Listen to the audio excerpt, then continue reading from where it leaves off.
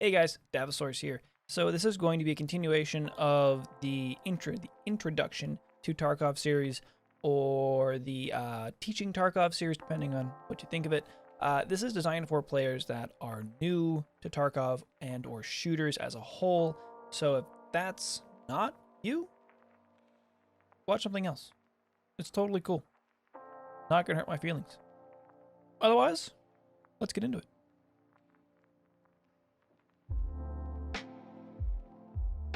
So this video is going to be about guns. I actually have it in my notes here. It's guns.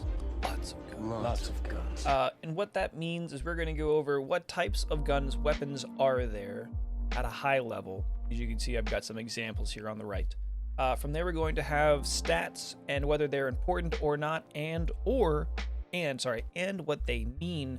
And then on top of that, we are going to go over how to modify guns, because it's all well and good to have an SA-58 till you realize that doing this build is not as simple as buying it like this. Now you can, I'm sure you can, but it's not necessarily that simple. But first things first, the main type of weapons that we have are rifles. So my example here is this SA-58. This is a NATO 7.62 or 7.62 by 51 rifle. You can have a long barrel, you can have a short barrel, but at the end of the day, it's a rifle, caliber. Technically, it's actually a battle rifle, IRL, but it's a rifle in the game. Now, that can also be AK-103s, like what I normally use. My favorite gun right now is the AK-103. She's pretty, she's fun, she's cost efficient. Now, you also have M4s. So that can be any type of M4 build that you want. You see, I've got a few here depending on what I'm doing. Personal favorite that I really like is this build that I have right here. It's a shorty M4, but it actually has decent enough stats, which we'll go over. So you can have anything that's an AK, an MDR, anything that shoots 7.62 by 51, 7.62 by 50 by 39, anything that shoots 5.45 by 45, 5.56.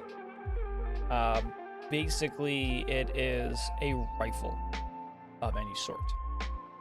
Now, after that, I have in my notes that's called a long gun or sniper rifles. We have DMRs. So that happens to be this SR-25 is a great example. I actually happened to steal this from someone. Don't tell Nikita. Stole this from another player, so to speak. This is a DMR, or designated marksman rifle. So you have your bolt action rifles, your Mosin, your SV98. You have your M700 or R700, depending on what you want to call it. It's a Remington bolt action sniper rifle. And then you also will have your semi-automatic rifles that are typically used at longer distances. This SR-25 is a great example. You have your M1A, which is a great example. You have your RSAS from Peacekeeper. Great examples of these DMRs.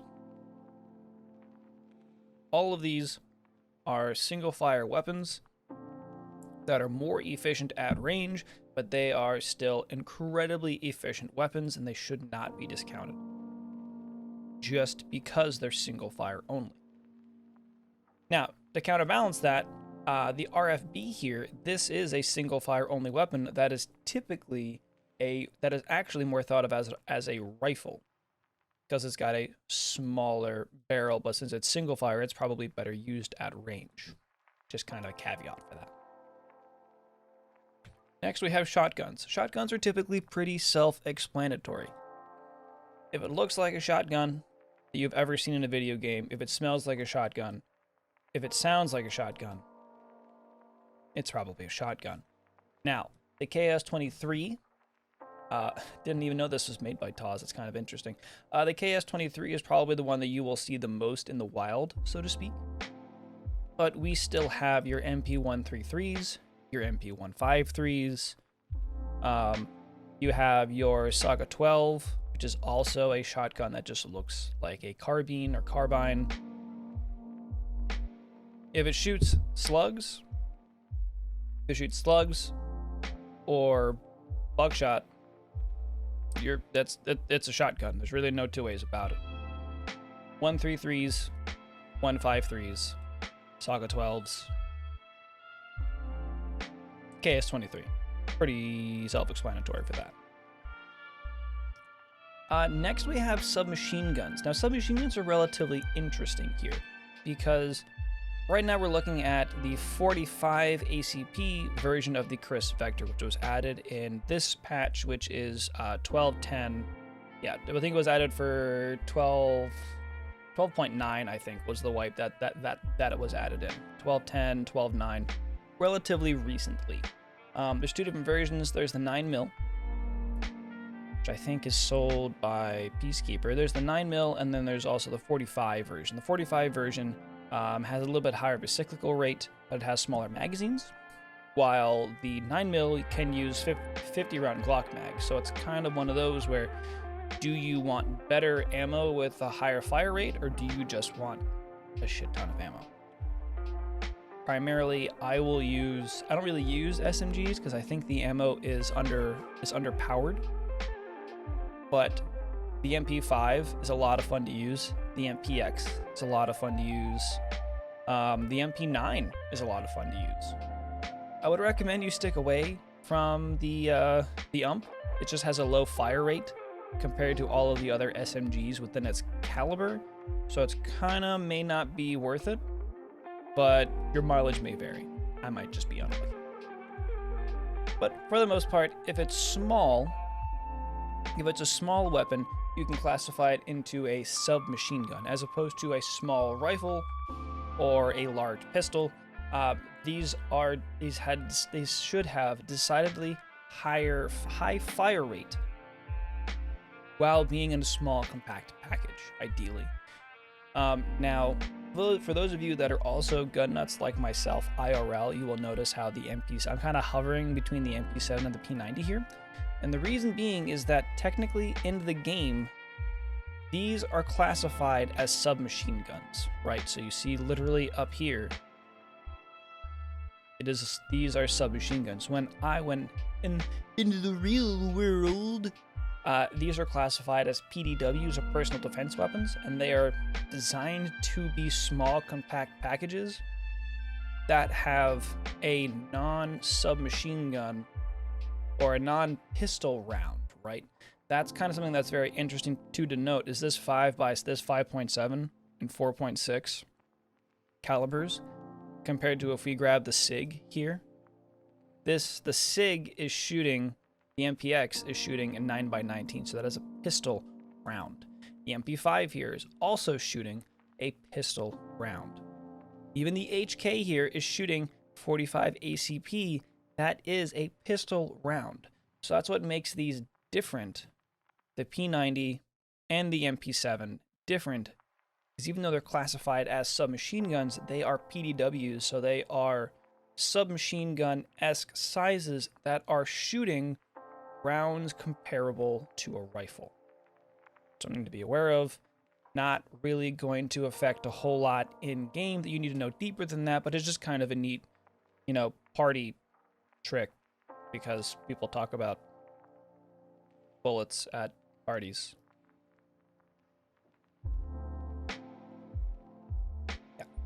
Yeah. All right. Last but not least, we have pistols. So pistols, God bless the PM, and it's an absolute piece of crap for those of you that may not have picked up on that.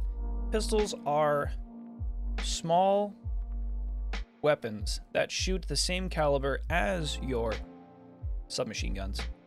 They just don't shoot them very quickly.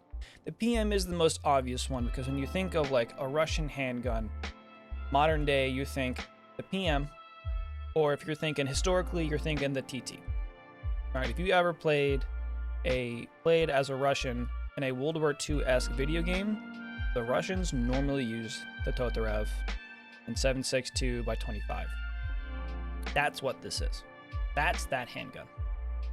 Sights suck, the ammos suck, gun is terrible. It hasn't changed since the 1940s. Probably later than that. modern day kind of Russian Glock comparison we have here is the MP433 or the Grach. The Grach or the Grach? Not entirely sure. I'm sure there's someone that's going to correct me. It's just normally how that works. All of these are single fire, right? So you have to click as fast as you possibly can and do as much damage as possible. Now there's an updated or upgraded, I would say, version of the Grach that is called the Shrimp. SR1MP. You can do a lot of modifications to this. This ammo is actually, gun is actually pretty nice, not gonna lie. But you have to do a bit of modifying to it, and you kind of have to use the best ammo, which isn't cheap. The market usually knows pretty well. So, if I was gonna use a Russian pistol, I'd be using the Shrimp normally, or this new PL-15, because this is like the Russian or version of a Glock, or maybe like a SIG 320 maybe. But it is striker fired, so you don't have to worry about any sort of weight like that. But this uses Glock mags, I believe. And oh no, its own mag, but it can use Glock sights. So if you wanted 9mm for Russian, you would use the PL-15, and if you want to use the cooler version of 9mm, you would do the Shrimp. But essentially, it's a pistol. Satisfies the pistol slot inside your on your character. There's a Glock 18 which is fully automatic, and there's an APB for Russians that is also fully automatic. And it should be this guy right here. This one is fully automatic. One, the way that you know this says select fire, full auto, so single and full auto. It's actually usually pretty cool. It's not bad. I would definitely pick like an actual SMG or an actual rifle over this. But I mean, you pick it up, you can cause some damage with it. That's really it. APB, APS, same.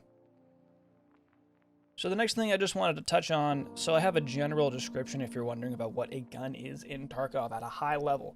If you knew nothing and you wanted to say, if I could modify guns, what is a gun?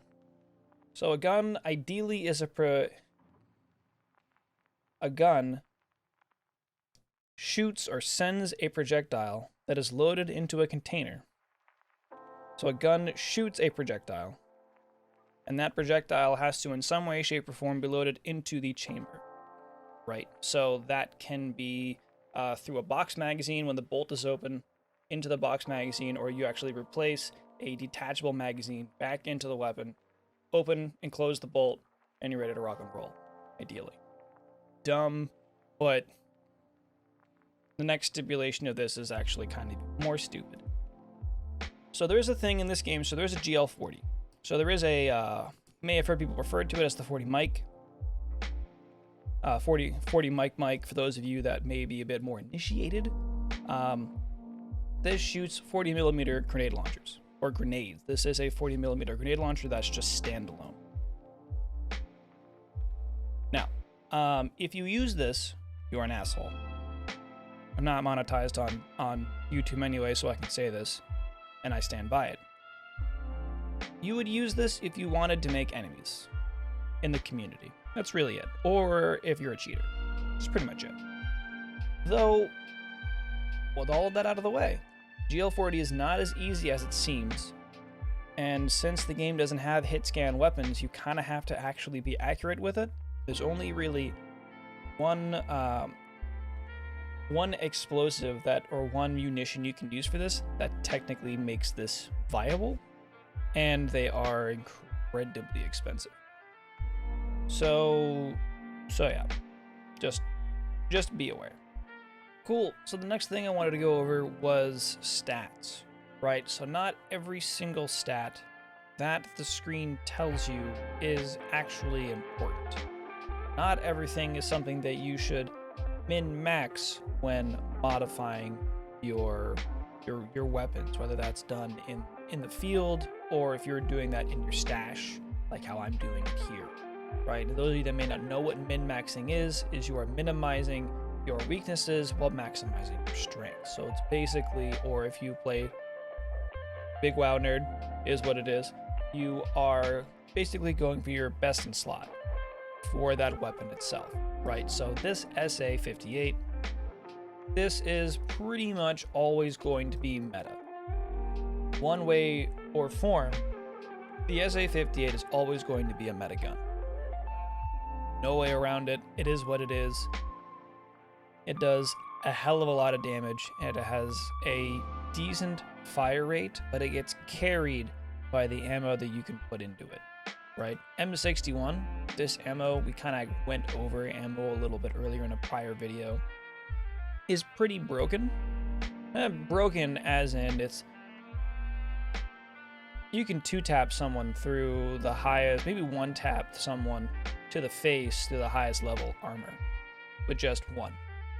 A single bullet, single well-placed shot on a good server, someone goes down and they spent millions and millions, literally millions of dollars, millions of rubles on their kit. So to say you'd never use it is unlikely, just because it's a damn good gun.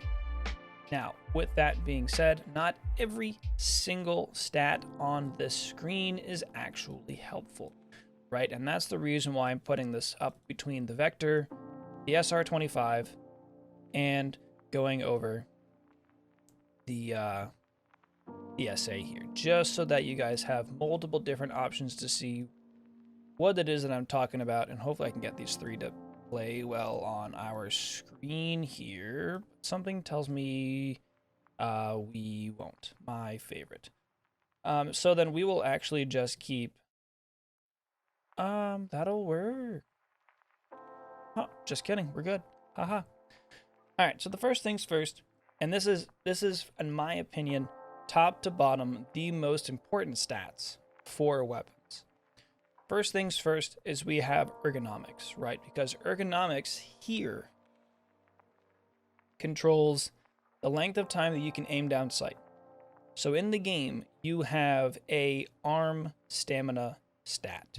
You have an arm stamina as well as a leg stamina. So when you are aiming down sight, using your reticle here, you are using your arm stamina to hold the weapon up.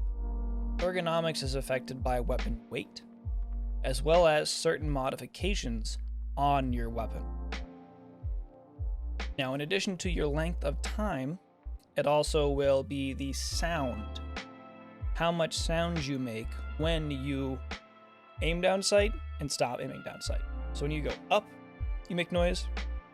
You go down, you make noise. When you're at the high ready to the alert ready, so ADS, high ready to ADS, and then back. Ergonomics controls, or would basically denote how much sound you make with that.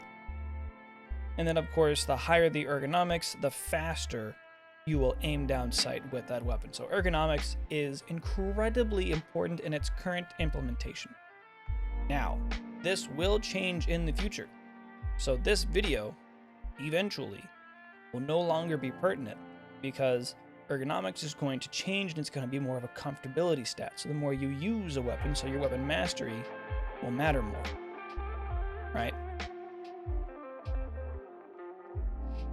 All right, next we have I have our recoil. So I have horizontal and vertical here equally.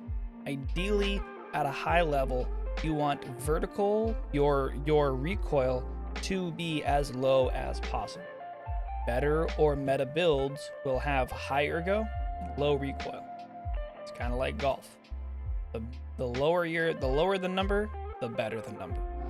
But ideally, what recoil is in this game, it is think of it as a cone of probability around where you think your reticle is. And every time that you shoot your first bullet, it will go exactly where you're looking. Now you'll have to get used to where the gun is pointed, but it's pointed and it will go there. Every subsequent shot falls within this. Maybe you'll have some that goes there, some that'll go up, some that'll go down. all within a certain amount of change or difference around, your weapon will bob as you due to the recoil, and eventually it'll go up, to the right, to the left, down, whatever this vertical and horizontal change from your initial point of aim. It sounds more complicated than it is. If you watch Counter-Strike, Counter-Strike is perfect. Maybe even Valorant. I think Valorant also has static recoil, right? So you have a spray pattern and other shooters that's static and is known, was 100% repeatable. You can learn those spray patterns. Tarkov doesn't have this because of these recoil stats for our different weapons here, right? So as you'll notice, interestingly enough, the recoil, the horizontal recoil or vertical recoil, actually gets better as we go left to right here, right? This 45 vector is always going to stay tucked in your shoulder because it's shooting 45 ACP. It's a very small round in addition to a weapon that is very well designed to handle it. Now this isn't even a meta build, but this is still a good build, right? So it's a light gun that's shooting very quickly, and it's a very light round.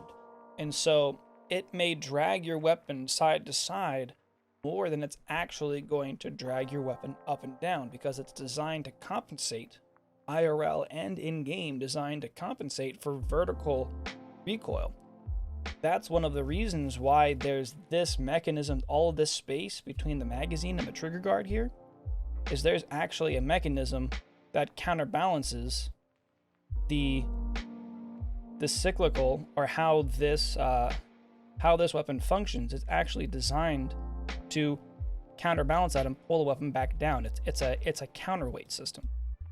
It's pretty neat. Right. Now, last but not least, we have the accuracy stat. The accuracy stat is the third most important stat, since I combined the horizontal and vertical together, really, because you'll kind of decrease them proportionally together. Now, what this means, and I did a little bit of Googling for this, what MOA means is minute of angle. And so it's a rating for distance shooting. So if you had a 1 MOA gun at 100 yards, at 100 meters, you would be shooting a 1-inch group. You controlled for all other variables, the bullet will drop, or the bullet will have a grouping of 1 inch at 100 meters from a gun with a 1 MOA grouping. So it's about the size of your fist. That's what you want. A 1 MOA gun at 200 meters will have a grouping of 2 inches. 300, 3, and things like that. So the MOA stat is MOA, minute of angle, is going to be is your accuracy stat at range. I did a little bit of napkin math. A weapon with a 200-yard sighting range. Sighting range. None of these do, actually. I was using my AK-103 for this napkin math. With a 2.15 MOA, will have roughly a 1.15 inch grouping on a man-sized target at 200 yards. So that means that a more accurate weapon will continue to be more accurate at range. Go figure. Right. I'm sure someone will definitely call me out on that one. Alright, and so that is to say, all of that is just to say that your MOA is your accuracy stat for your given sighting range. So if you're building a weapon for long range sighting, 900 meter effective range here compared to, well, actually these are based on bullet caliber, but we're talking if you are using a weapon for, in theory, long range or medium to long range engagements, you would want to focus more on ergonomics and your accuracy stat instead of focusing solely on vertical recoil, as opposed to this SA-58 and the Vector here, which are supreme PvP, CQ, close quarters battle, close quarters combat weapons. But if you're going to see if you can hit someone at 100 yards with the Chris Vector at the 9mm 45, you're kind of getting to the reaches of the kind of the end point of what that ammo can do, right? The 45 meters effective distance is 200, as opposed to the 900 that 7.62 by 51 has. All things to consider. All right, so now we have the unimportant stats. So the unimportant stats kind of start with weapon durability. Right now, weapon durability is very much useless until you get down to, I don't know, sub 30 durability on a weapon out of 100. It's very unlikely that you're going to deal with the weapon jams currently in 12.10. In the future, they will change that 100%, and they will change the type of jams you will get. But currently, you need to be using a weapon and surviving, shooting thousands of rounds or hundreds of rounds a raid, you know, over 20 raids without dying, or at least getting the weapon back. It's incredibly unlikely to get a weapon jam just in the current state of PvP. It just is what it is. Right. Now, there is a Pestilly. Hopefully you've heard of him. If not, his video for this will be below. There is a video where Pest wind up going through and seeing how many raids and how much ammunition was needed to shoot. I think it's like a 5 or 10 minute long video. It's kind of relatively, you know, is what it is. That I'll link down below so you can see what the jams look like. But ideally they are, if you've dealt with weapon malfunctions, it's called a failure to eject, or stovepipe. And so literally you're just shooting, and then the recoil just doesn't come back. The recoil system of the weapon he was using, which was an M4, doesn't have enough gas to eject the bullet fully out, and so it just stands out like a stovetop. Literally, it's the bullet casings, the back side of the primer side of the bullet is facing in towards the function, or the actual action of the weapon. For instance, it would be like for this SA, the stovetop would be like right there, pointing outwards. Yeah. Currently, that's the only malfunction in the game, but they're adding more, and I believe they're making them at different durabilities, not just really low. Now, the next one from that is sighting range. So sighting range is all based on the optic you are using. So what you'll notice is on this red dot, this PK06, we have a sighting range of 500. On my Chris Vector here, we have a sighting range of 300, dependent on my EOTech here. And on this SR25, we have a sighting range of 800, which is dependent on the sight that he put onto his weapon. And that's it. So it's showing you what number your weapon can shoot at as far as humanly possible. Like, how far could you hit in theory, right? You have your max effective range, which is based on your ammo type. Then you have your sighting range based on the sight that you have on your weapon. That plus whatever the base stat for the weapon is. We have a sighting range of 800. Weapon has a base of 100. And so your maximum effective range is 900. Sighting range is 800 because that's the longest sight. Kinda duh. Kinda stupid in a way. Actually, quite stupid in a way.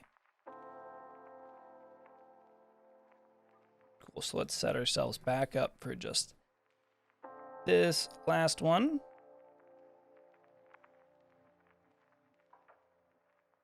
And the last one to go over is going to be what I think is the most useless, is the muzzle velocity. So the muzzle velocity, what you'll notice is that the muzzle velocity for the SA and the SR25, they have these red bars, while the velocity for the Vector has this blue bar. So this means that the muzzle velocity for this weapon is actually increased, while these two is decreased. And the reason for that is because of the type of, between these two is the type of suppressor, and this one is a type of muzzle device. However, the only issue with paying attention to muzzle velocity at all is that it does not affect your zero at range. Muzzle velocity does not affect your long range zero. Most rounds here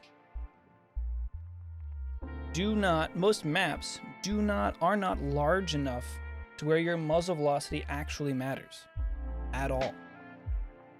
These bullets are genuinely flying so fast in this game, and the server side code is so terrible that even if you are shooting someone with a bullet that is traveling faster than his, he can still kill you because the server recognized his damage to your person first.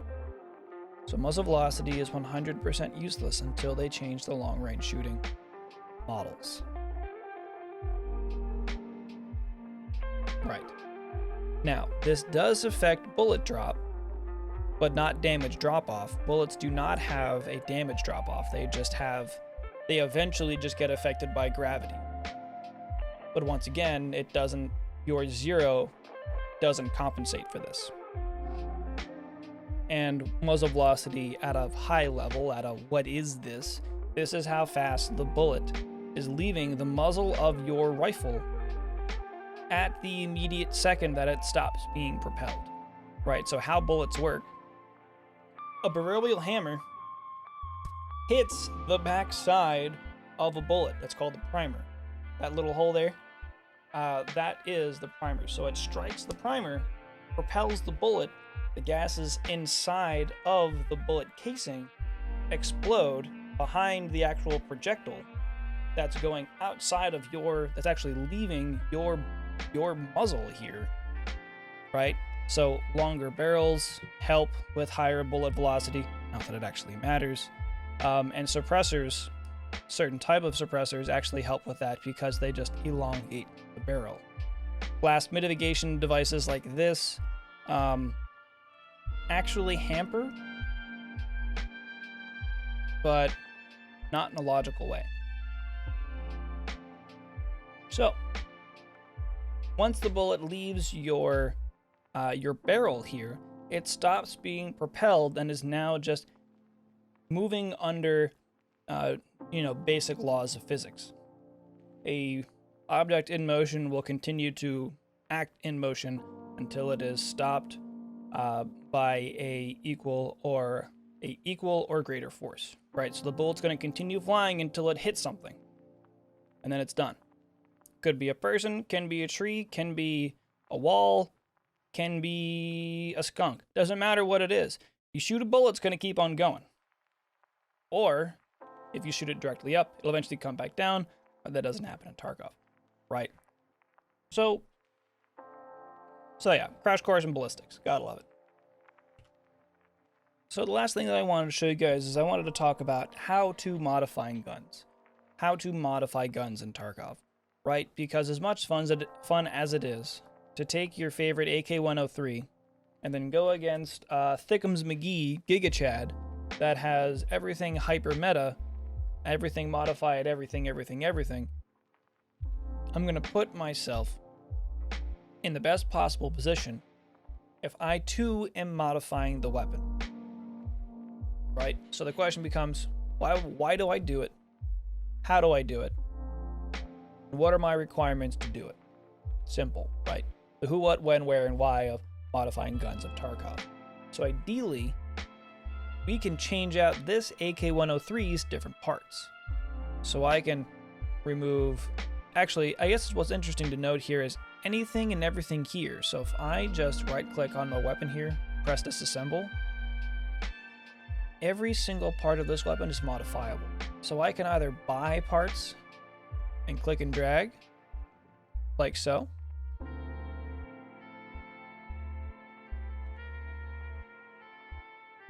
Or I can do it arguably the smarter way. So I can right click on it and then I go to edit preset. And then this is where I have like a de facto build screen, right?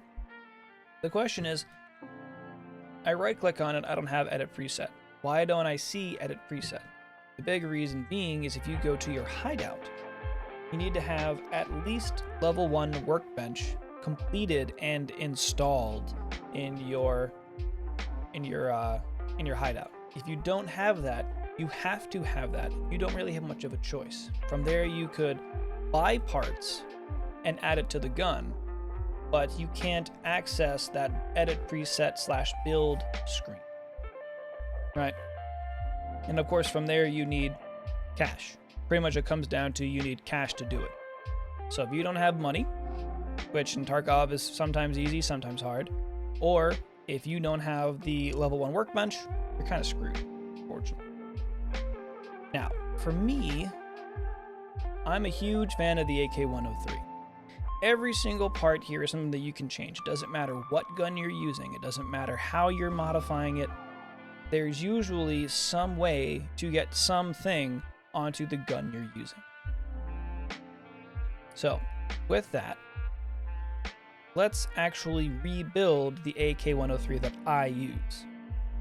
Right, so normally we change the handguard to one of these Troy combo handguards, mostly because they look cool and also they're kind of cheap. And then I put a foregrip on it. I use the SC5 because it actually looks cool when your dude's holding the weapon. Other than that, it's all personal preference. I'm going to get rid of the magazine for this build. Then I'm going to change this to either the Scorpius grip or the RK5 or the RK3. These are the best 2 grips for the AK series. If you have the chance of running them, you should run them. There is no reason to not.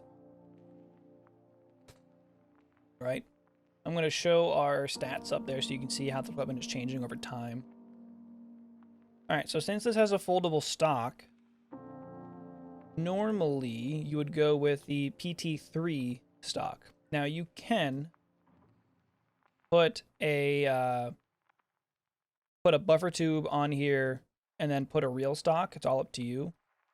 From my research, I've noticed that the PT-3 is the best for foldable stocks for AKs. Let's see here. I am going to put a silencer on it because I think silencers actually sound cool. I think they make the gun sound cool. And this is going to be silly, but if you put a charging handle on your AK, it improves the ergonomics, because I have no idea why. And then I am going to put a POC on top. And then from there, I am going to put my preferred sight. From here, you can put whatever you want on it. You don't have to pick the EOTech if you don't like it. A lot of people like the UH1, actually. And it's the only real difference is the ergonomics goes down by a little bit, but not by a whole lot. It's not much of a worse sight. I think it's a little busy for me sometimes. But if that's what you deserve, if that's what you prefer, then go for it. There's nothing really stopping you, to be honest. Only thing I would recommend you stay away from is the HHS-1. Any sight that looks like this by EOTech, they have multiple reticles. And not like the good kind. You either have 3 dots in the middle of the screen. Sometimes it gets confusing. You've got 4 dots depending on which one we're using. I really don't recommend you use either of these sights, but they sell decently to traders. It's kind of up to you. So what I've seen some people do is they will do a static, myself actually is one of them, but not on this AK, but you can actually have multiple sights on a weapon, right? So we have this long-term, this is a 2x scope. We could even do something like, let's put this Bravo on top of this, and then you actually have the ability to mount other sights. So you can have a canted sight as well, right? So you can have a long-range primary, and then you can roll over to your close range sight in case you need to use it. On this AK, its build really isn't designed for that, but that's always an option, depending on what setup you're using. I actually have an M4 build that uses that quite effectively. And then I normally do a flashlight so that I can see in the dark. Doesn't really matter what flashlight you pick, as long as it's got a light on it. Unless you would prefer to not, then it's up to you, really. Now, let's say we didn't want to do an AK-103. Let's say we wanted to look at an M4. An M4 that's kind of designed for, or in mind, for that kind of long-range combat. Right? So I like to name my weapons, what they do, and how they're supposed to be used. So here's this M4. It had a CAC silencer, but now it's got a Thunder Beast, so it's silent. Or it's got a light on it. It's got a silencer on it. It's got a canted sight on it. Right? So it's designed to be, so this is a 1 to 6 times, and then I have a 1 times, so I can roll over to it. So you can design weapons with certain things, certain ranges, depending on the map you're going. Now there are ways to improve this build, 100%. One, I get rid of the Colt buffer tube. And then we go back with our MOE stock and butt pad. We would change this foregrip as a whole. This foregrip should be changed to something a little bit longer. That'll help out with our recoil, but will kill our ergonomics. Another easy way to change this or update this is to change from this AFG to this SE5, so that gives us more ergonomics. Right, so it's not really expensive changes, but they are overall good or better changes. The charging handle itself, the wrapper charging handle, can definitely help with that. So it all depends on what you want to do, how you want to build it. What's neat or interesting about this is you're only going to see things that you're supposed to see. So if you don't go onto the flea market, or if you don't find these things in raid, you will never see them. Right? That's how this works. So after you play the game for a while, you will be able to find more of these and make more interesting builds. And then, give me a flashlight.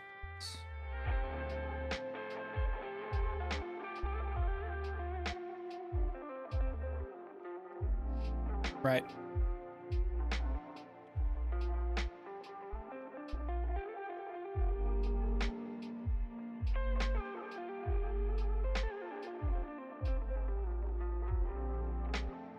And it just turns into one of those things where you can continue to play around and theory craft and talk to people, and you can share these builds or join discords and see people's builds, and you can build them yourself, and you can do all of these things without ever having to, you don't have to spend money to use this weapon. You can just see.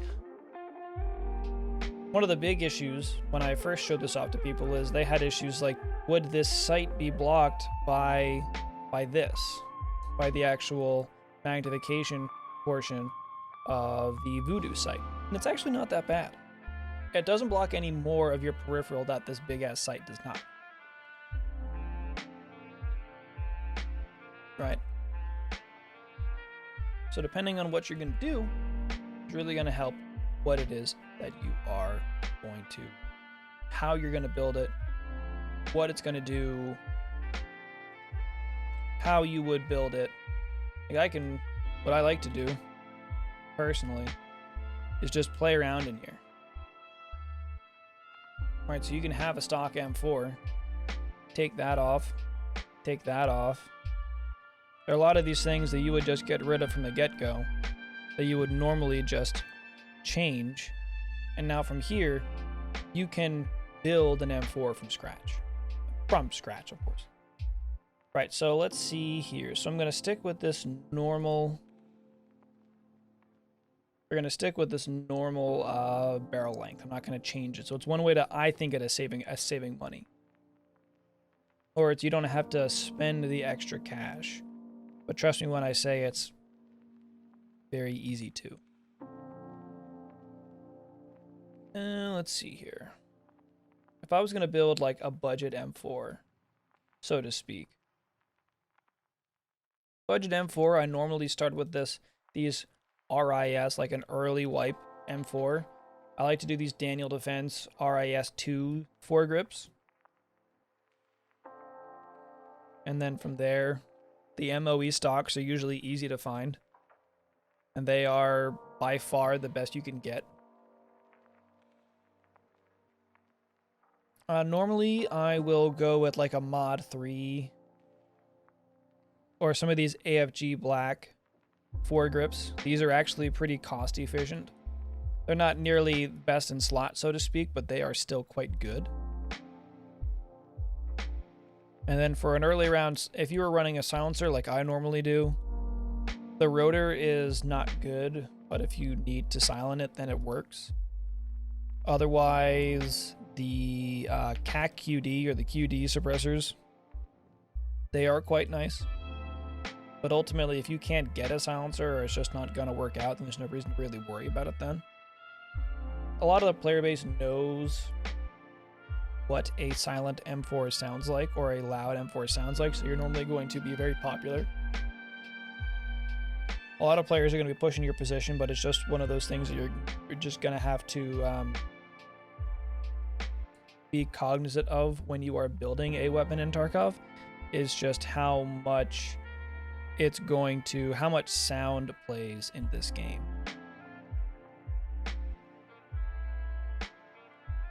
Let's see here. If I was going to build this now,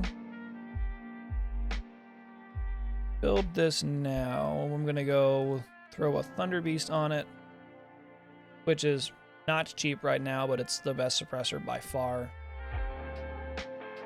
Put front and rear sights on it because that will actually increase your ergonomics for some weird reason. And then you can throw a sight on it. So some people like to use the Alcans. I'm not a big fan of them personally, but if you want to, you can. I'm a big fan of a Valde, and then I will throw a canted sight on it. And then skeletalized growl script. This is probably, it's not a very good M4 because a lot of the parts that are on it that make the stats so low are the most expensive parts. So there are better ways to make the stats overall better. But I mean, under 50 vertical recoil is good. Ergonomics, like the vertical recoil is probably where you would want it. Personally, with this build, I would probably just put a normal sight on it. I wouldn't try to run this at range. I would put just like a normal sight so we can get so we can maximize our ergonomics. It's not very great, but it's not very bad either.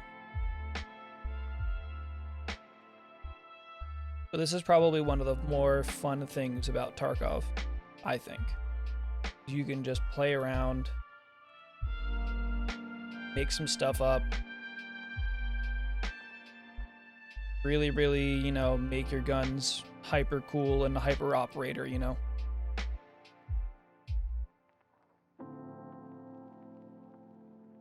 Yeah. I think it looks cool, but I know it's going to be bad.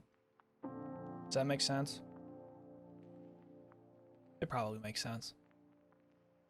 So if you found this video helpful, please let me know in the comments below. I'd immensely appreciate it. If you've got any points, anything you think I should adjust or remake for this, love to hear it down in the comments below.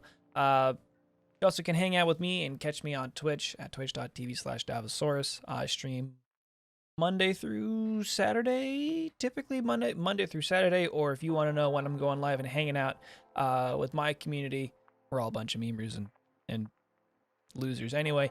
So, you know, if you're always looking for people to hang out with and ask questions, there's going to be a Discord link down below in the description.